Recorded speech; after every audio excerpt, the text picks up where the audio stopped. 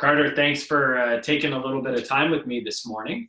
Um, I would love to have a little bit of a discussion between two coaches here around how we utilize journaling from a day-to-day standpoint, and maybe talk about a little bit of the structure of it, and maybe some key questions that we could build into journaling to really help drive the learning process. And I mean, from my standpoint, I think that's one of the big things that I derive from journaling on a daily basis is learning about self or any other skill that I'm writing about.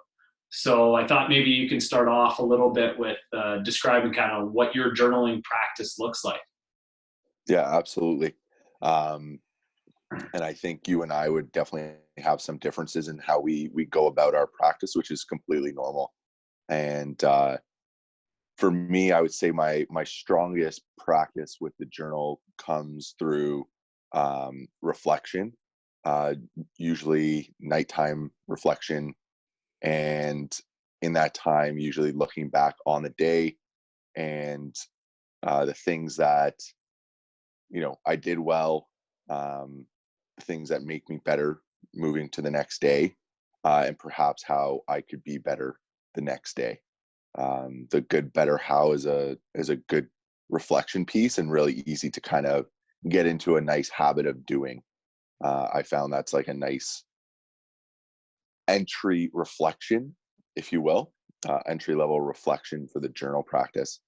And another thing that I do, um, not just at night, but anytime I get pen to paper is practicing some gratitude. This could come like kind of any time through the day.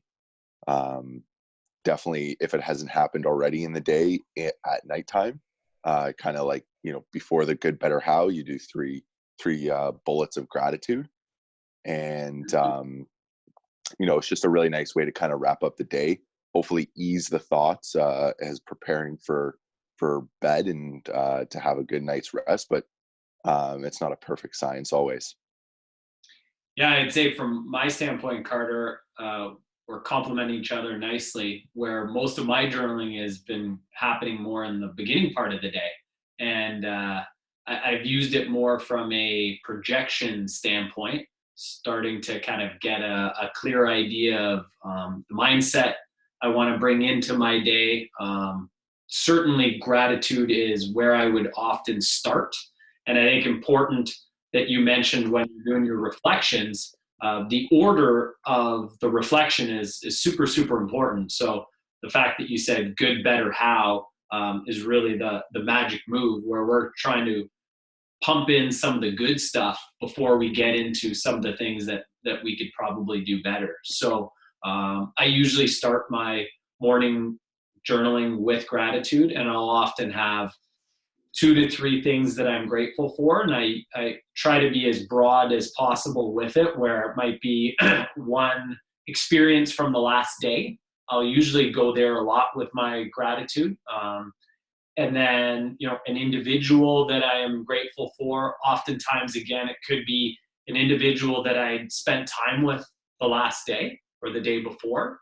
Um, and then it could be something more tangible, an item or a thing that I have in my life that I'm very grateful for. So something like now, it's the fact that I have a nice backyard space that's very open, that has some turf that I can do things with my little guy throughout the day, was something that's popped up. um, so I would say, from my standpoint, I think if anybody was going to start this process, gratitude would be the best starting spot, because I think it has so much benefit to it. Yeah. The other doesn't, but I think that's the big one. Yeah, I would certainly agree, and I'm exactly the same. I think there's four kind of gratitude buckets: person, something near you, opportunity, and past experience. Would be kind of the four buckets I always try to tap into in some capacity. And starting out a journal practice, I definitely recommend that's the place to start. And you know, when we talk about journaling and learning and what the benefits that we can get from it, and cultivating positive behaviors and uh, perceptions and outlooks. I think when we have a strong gratitude practice and we kind of force ourselves in more often, it kind of brings this idea of gratitude into the present moment, and we suddenly start to have more appreciation for the moments that we're in, regardless of the situation. Um, but it takes time to start to kind of see that transpire into, call it real life.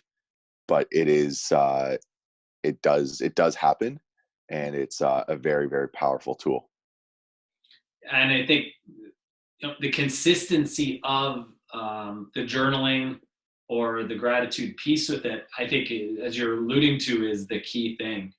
That's what I'm kind of hearing as you're speaking about that, is that the more consistent the individual can be with the habit, I think we're going to see bigger and bigger trickle outs into our daily lives. And I think I've been talking about this point a lot in terms of when we're doing a certain activity, say journaling, what we're talking about today.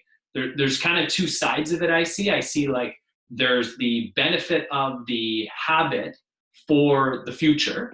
So the gratitude in that moment is going to start to trickle out into my day-to-day way of being, that I can see the gratitude and appreciate that more. But then there's the secondary, or, depending on how you look at it, this could be the key, where it's like, how do you feel while you're actually doing the practice? And Hmm. it transcends. I've been talking about it in the physical, or the more the sports skill standpoint as well. It's like, okay, I'm going out into my backyard to hit some chips, and there's two sides to it. It's like, I'm doing it to evolve my skill. That's the future gains of doing that habit. But then there's also like, how fun and how much joy does it bring me just to do that? Um, Totally. so I think like that, it's been coming up more and more in terms of my discussions with players to that regard, and I personally, often as more of a type A guy, will miss the moment awareness, or the moment enjoyment of the task. That's something I just need to be more purposeful with. Yeah, it's I think, you as you're talking there, I'm just thinking of, the whole bigger picture of being present and being engaged with the now and all those cool things, and the power of being in the now, right? And I think that's the other piece to the journaling, that goes alongside the gratitude practice. But like you were saying, your morning projections, kind of, it sets intent for the day, that hopefully drives more presence. And that's not only going to increase your enjoyment and appreciation for those moments, as you're more engaged with them.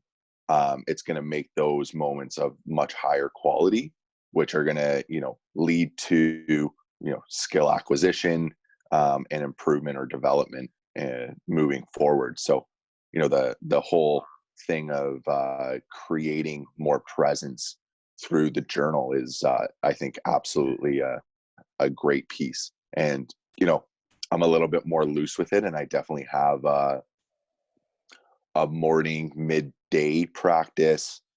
Generally, I would say that one's been a little bit more loose as of the last kind of week or so. But going back for past couple of months, kind of getting into the studio around 9, 10 o'clock on any given day, and it's like, okay, what's going on today, right? And then it's get these things done, um, be like this, visit the affirmations, make sure that the intentions are kind of are set and made aware of, and you just kind of hold yourself accountable to those, throughout the day. And then when you come into your reflection at the end of the night, that's where you can kind of say, hey, like, these things that I set out on today, I crushed, awesome. You know, maybe there was a moment where I reacted too quickly here or there, and let emotions kind of make decisions for me, or something like that. And the whole process as it builds, starts to benefit and become a cool system, if you will. Hmm. I love journaling as an entry point into mindfulness. I think as you've described it there, as you said, it can kind of trickle out in some lots of different directions there. And just for me personally, again, when I'm actually journaling, can I tune into different sensory experiences when I'm journaling? And most of the time, it will be more kind of feelings that not so much feelings of like my hand actually moving on the paper, but more what I'm writing and how does that make me feel. Um, and I think that's such a huge sub skill to develop alongside the journaling because, again, as you're speaking about, there's so many benefits to being in the present moment, whether it be in the sport context or outside of the sport context, right? Hmm. So I mean, from our standpoint, Carter, and any of the players that are listening to this, this is where it isn't directly related to swinging a golf club, albeit it's very, very closely tied into tapping into your best self when you do that, you know? I find with topics like mindfulness or journaling, they get sort of put in this other bucket that maybe is a little outside of things like physical or technical skills when you're looking at sport in general. But I think they really should be brought right into the center of it because that's the essence of movement is being able to experience it. You know. Hmm. Yeah. And, always the, you know, our mental skills are kind of the foundation for what our performance is going to be. They're going to semi outweigh those physical and technical skills. If the mental's not in tune, those physical things aren't going to be in tune. So, um, when we talk about performance skills, mindfulness is very much one of those skills. Um, so anytime we can tap into it, cultivate it, train it, it's only going to be beneficial for our performance. Yeah, and for sure, I try to connect the mindfulness based approach when they're actually doing the skill, and then what more we're talking about today is can we just train that off of the course in our context of golf, let's say, and Hmm. there's a big trickle out into the sport context where I try to help players understand that you can't just turn a switch. I can't go from being upset and pissed off in the car to switching and now I'm on the golf course and I have this great mastery of my emotional stability. It doesn't work like that. We're bringing ourselves around with us everywhere. Hmm. So what we do on the golf course or in the context of sport is really just a mirror from our standpoint as coaches to what's going on off of the golf course. And I think when players start to kind of get that, it all kind of starts to mix together and it's not a separate thing, you know? Hmm. Yeah. A classic line that I always use: how we do one thing is how we do everything. Yeah. And absolutely, I love that idea of like you can't just flip the switch. Um, the driving out to the golf course example, and it's kind of a crummy day or early start to the day, and you don't have this great outlook about it all. It's not very optimistic, and it's going to be very challenging to just flip the switch and be on the first tee and have that good mental foundation to allow the physical skills and technical skills to come to life. I just don't think that's realistic. You might be able to fluke it out or whatever, but the sustainability of it is not the strongest. And golfers were interested in consistency more often, and you know, getting the mind a little bit more consistent. It would be a great place to start. And a journaling practice is arguably the best way to go about starting that practice. And I think the thing to understand with all of this is the proactive nature of everything that we're talking about. So back into the context of sport, oftentimes people are talking about strategies to get out of the bad state. And from our standpoint, I want players to understand, well, let's not, those are okay to have in your toolbox, But really the skill is just to never get into the bad state. Yeah. If we just understand that we have the ability to separate how we feel from the things outside of us, different conditions, then that's your job. Not to master breathing techniques that you could use when you're in a bad state, albeit those can be helpful, but let's put our energy more on, can I just stay in a really good mood as much of the day as possible? And as you're alluding to, that happens when we're tapping into this moment right now. Typically the past and the future stuff is usually where we get the thoughts that don't make us feel as good, right? So I think that would be my biggest goal for anybody who's watching this. And that's where the journaling practice helps with all that, right? You're choosing to act in a certain way when you are doing, projections in the morning with your journaling, when you're choosing to think about all the good things that you do have in your life. Again, you're being proactive with pumping in more of those positive things. Mm-hmm. Yeah, always driving neutral to positive, and just really putting things in that are going to kind of help bring that idea to life. Almost a little faking it till you make it type idea, but it is absolutely a real thing that kind of transpires. I think for especially entry level beginner journalers, mindful practicers, starting small with it, and like having small expectations. Like you can't just, oh, I journal today, I'm going to have a fantastic day. Like, unfortunately it doesn't just simply work like that.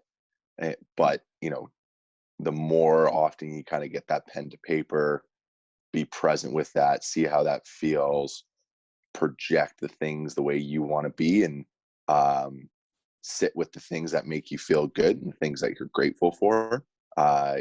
These things will start to come to life more often. I didn't mention it before that with the gratitude,